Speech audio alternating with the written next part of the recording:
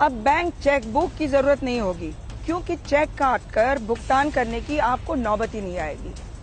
नहीं जरूरी होगी बैंक की पासबुक कि आपको पैसे का हिसाब किताब रखने में सुविधा होगी, वैसी नौबत ही नहीं आएगी।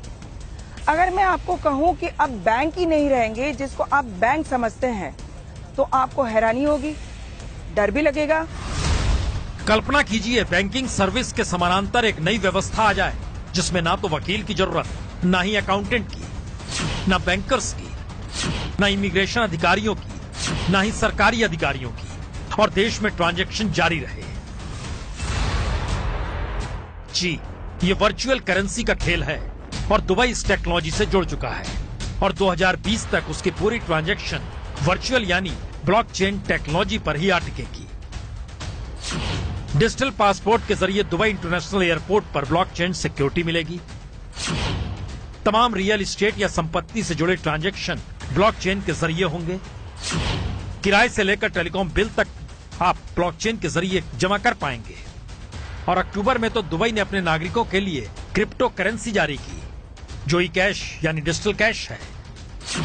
क्रिप्टो करेंसी का मतलब है ट्रांजैक्शन के लिए कोई मिडिलमैन नहीं चाहिए। माइक्रोसॉफ्ट, IBS, सिस्को और क्रिप्टो सरीखे 46 कंपनियां ब्लॉकचेन टेक्नोलॉजी से जुड़ चुकी हैं। और अब असल सवाल है कि आखिर इसकी जरूरत दुबई को ही क्यों पड़ी, और क्या भारत भी आने वाले वक्त में इसी रास्ते पर जाने की तैयारी कर रहा है। दुबई का कहना है उसने तकरीबन 1 करोड़ दस्तावेजों को ब्लॉकचेन टेक्नोलॉजी में डाल दिया है, जिससे दुबई ने 2.5 करोड़ लोगों के काम के घंटे बचा लिए और $1.5 मिलियन टैक्स भी बचा लिया। और दुबई के डायरेक्टर जनरल डॉक्टर आयशा बिन बिशर के मुताबिक उनका मिशन है दुबई दुनिया में सबसे अलग हो, एक लिहाज से हैप्पीएस्ट सिटी ऑफ अर्थ हो, जहां कोई कागजी काम ना हो तो फिर फ्रॉड भी ना हो। और दुबई का टारगेट 2020 का है, और भारत भी क्या 2020 तक इस दिशा में बड़े पैमाने पर बढ़ना चाहता है। ब्लॉकचेन का मतलब साफ है, ना ही रहेगी बैंक, ना ही रहेंगे बैंकर, ना ही रहेंगे मिडलमैन जो आपको ट्रांजैक्शन में मदद करते हैं। यानी एक ऐसी वर्चुअल व्यवस्था जिसमें बागडोर होगी सरकार के हाथ में, वही रखेगी आपके पाए पैसे का हिसाब। बैंकर गायब यानी रोजगार गायब। तो आखिरी सवाल यही है, क्या ये भारत जैसे लोकतांत्रिक देश में संभव है, या फिर भारत भी इसकी तैयारी कर रहा है और आने वाले वक्त में कोई मिडिल मैनेजमेंट जॉब रहेगी नहीं।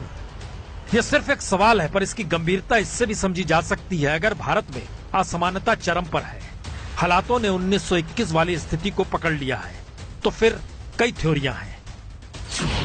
मसलन असमानता बढ़ेगी तो समाज में असंतोष बढ़ेगा।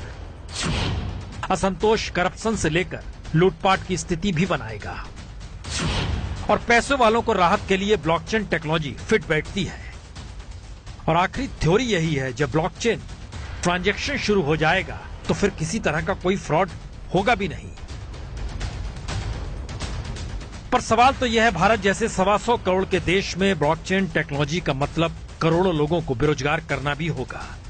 तो क्या भारत इस दिशा में बढ़ेगा? हो सकता है, क्योंकि जिस रास्ते मोदी सरकार निकली है उसमें हर पैसे पर निगाह सरकार रखना चाहती है, डिजिटल भारत बनाना चाहती है, फ्रॉड से भारत परेशान है। तो ऐसे में रास्ता यही बचता है जिसे दुनिया अपना रही है। ये है ABP न्यूज, आपको रखे आगे।